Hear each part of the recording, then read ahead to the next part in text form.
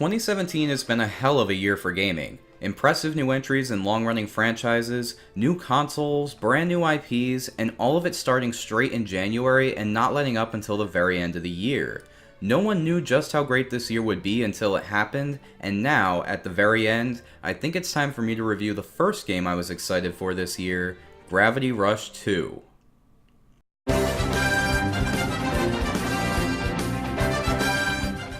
After playing the remastered original back in January, I was really excited for this title.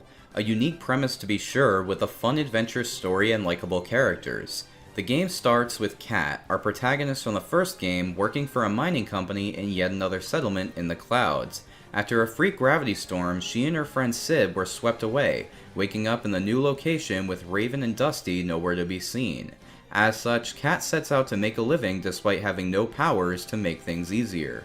Over the course of the game, Kat will regain her powers, search for the missing Raven, confront a corrupt government, learn more about her forgotten past, and prove herself once again to be a hero of the people. There are a lot of crazy twists and turns in the plot, and I don't want to spoil anything, so I'll just say that the game starts at a slow pace and gradually ramps up to the point where it moves forward at breakneck speeds. It's another fun adventure that won't really make you think or question anything, but will have you entertained for the majority of the playthrough, even though it can get a bit too crazy and unbelievable towards the end, especially with the few gaping plot holes that go unfilled. The characters in this game are also well written. Lisa in particular has an impressive arc throughout the story, and the other side characters make for welcome cast additions as well. Kat is still a great character, with her upbeat and bubbly personality making her an excellent character for the hero. And with Raven taking the role of hero in this game as well, I was worried she'd end up being a gloomy, too school for cool kind of character. But she's surprisingly three-dimensional and fun to have around. The graphics this time around are just as great as they were before. The style hasn't changed much from the previous game, but the performance has improved a lot. While I'll miss the penciling in effect of loading a new location from the previous game, its improved draw distance and even more massive scope of the environments is incredible. There are a few moments of pop-in, but they're rare enough to be forgiven. The people are still dumb as bricks though, as you can run right through them and they'll fly away and barely react to anything. The music is also a complete delight. While many tracks make a return, the new tracks are just as great as the old. Fun, catchy, atmospheric, and most importantly, appropriately played for the events on screen, this is a great soundtrack to back the game. Unfortunately, not everything excels in the presentation department. Much like the last game, enemy variety is sorely lacking. The first third of the game in particular sticks to approximately 4 to 6 different enemy types, many of which appeared in the first title as well. It's a real shame, especially considering the fact that the Nevi are all just black blobs with glowing weak points, so making multiple varieties shouldn't be that challenging. The bosses are still incredible and the new enemy types are a welcome addition, but overall it's just a bit lacking. Also, while tilt controls can be turned off during gameplay, they still take effect while viewing the comic-style cutscenes, which can be a bit irritating and add nothing to the experience. Not to mention the use of these comic strips was acceptable in the first game due to the Vita's limitations, but in a PS4 exclusive, I'd expect more fully rendered cutscenes instead. The gameplay of Gravity Rush 2 is nearly identical to the first in terms of design. Missions involve using Kat's powers to complete various objectives. This can include stealthily tracking people, delivering packages, or chasing after someone. Typically, however, they all boil down to a fight against a bunch of goons or a boss. This is where the game shows its greatest strengths and weaknesses. In terms of improvements, Kat now has much more variety to her moveset. In addition to her standard gravity kicks and special moves, she can now switch to 2 different combat forms with each offering unique abilities. As expected, the heavy form allows for more powerful blows and faster air travel speeds, but lacks control and ground speed. The lighter form makes combat a breeze, but can leave much to be desired when it comes to power and airspeed. Both are welcome additions to the arsenal, as is the improved usefulness of the stasis field, with more enemies catered to be weak to that ability and able to dodge kicks more easily. The downsides, however, are numerous and frustrating. Yes, the additions are nice and add variety, but the gameplay still typically boils down to one of 2 possibilities. Either Kat is using the stasis field to throw shit at the bad guys until they fall over, or she's gravity kicking them over and over and over again until they're done.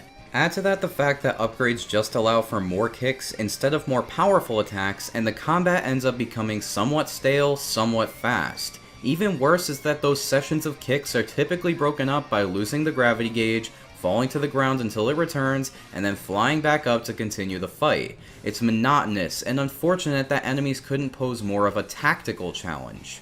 Plus, the portions of the missions leading up to the fight tend to be monotonous as well. The first game had some fetch quests and story sequences, but in the sequel they're much more invasive and lengthy.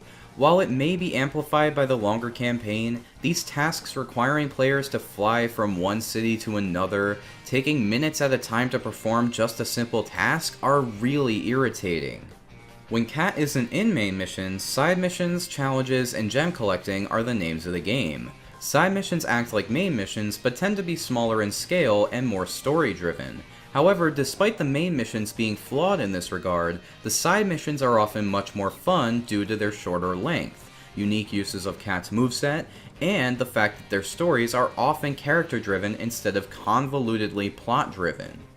Challenge missions are similar to the first game, timed events in which Cat must race to the finish or defeat a certain number of enemies to gain gems. These are fun and a nice distraction, even if they're nothing really new. The last part of the gameplay is my favorite part of the first game, gem collecting. Soaring around the map and checking every nook and cranny to find little purple rocks capable of granting upgrades from the main menu. Unfortunately, this feature has been made worse in this game instead of better. In the first game, gems could be found everywhere, and finding them required players to explore the entire map to collect them all.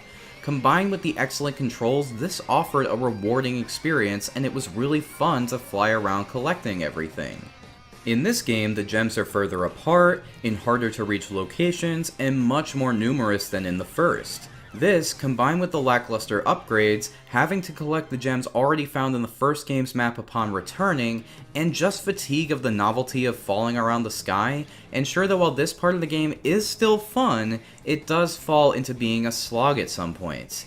Gems can also be collected when mining, along with special ability granting talismans, but the time spent doing this isn't really worth the effort as the reward is minuscule at best. Lastly, there is one problem that's extremely surprising in this game: the camera. In my review of the first game, I praised the developers for being able to create a stunning camera despite the insane action and direction changing occurring on the screen. Gravity Rush 2 keeps the same camera, but its design hinders what would otherwise be great framing. More set pieces of this game take place in smaller, cramped spaces, meaning that if Cat hits some debris or floats into a wall, the camera switches. In these smaller areas, this happens quite frequently, causing the camera to jump around along with Cat's directional gravitation. Gravity Rush 2 is a sequel that tries to be bigger and more ambitious than its predecessor, and it succeeds and fails in various ways. The combat improvements really enhance the gameplay, but after only 2 entries, franchise fatigue is already setting in. Not due to oversaturation, but because the developers made things bigger without making them any better, which is why Gravity Rush 2 for the PS4 gets a 7.5 out of 10.